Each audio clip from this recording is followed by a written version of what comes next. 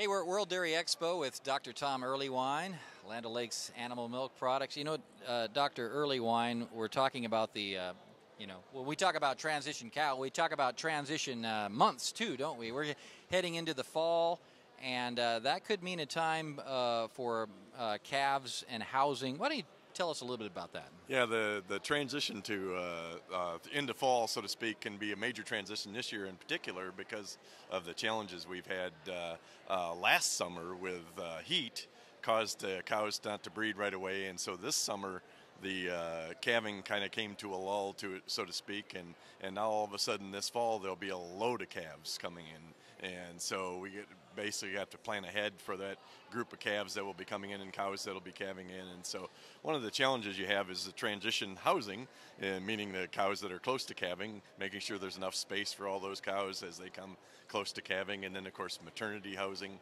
making sure you have enough space for them as well. And then of course the thing I worry about the most, which is the calves, and having plenty of housing for the pre-weaned calves in particular. And so the challenge can be you run out of space in a real hurry.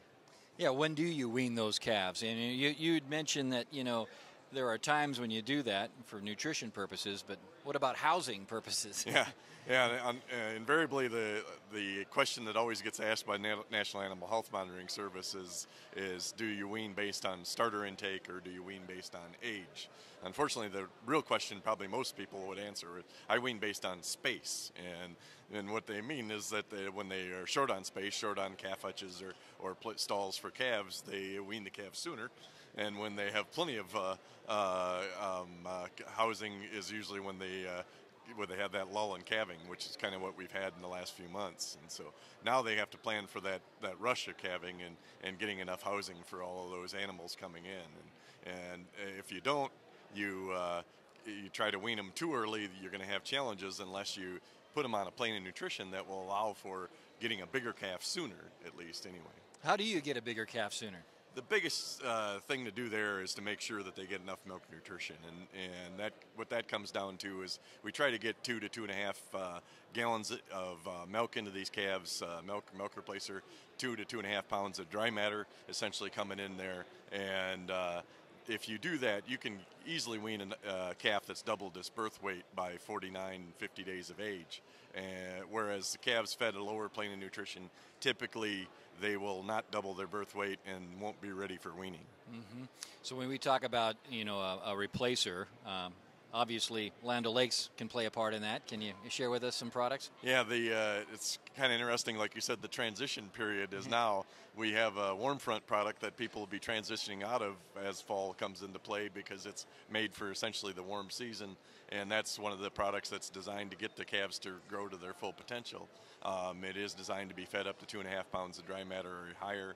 And then come this fall, they'll be transitioning into cold front product, which is specifically designed for the colder season. And so that product will help the calf meet its needs through that cold season. Once again, fed at similar high feeding levels to provide their nutrition to reach their full potential. Now, how cold does it have to be? Because I understand it could be as warm as 60 degrees, and that's cold. Yeah.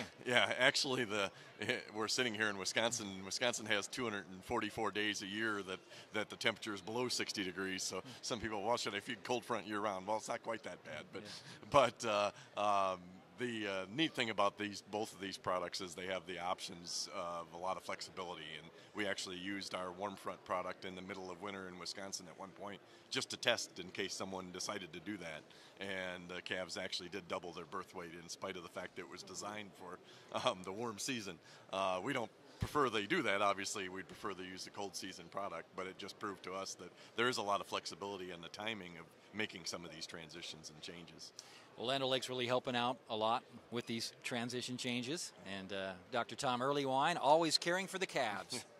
Yeah, the calves I figure if we take care of the calves first, everything else will go pretty well. So. All right. Well, hey, thanks for stopping by. Appreciate it. Thank you.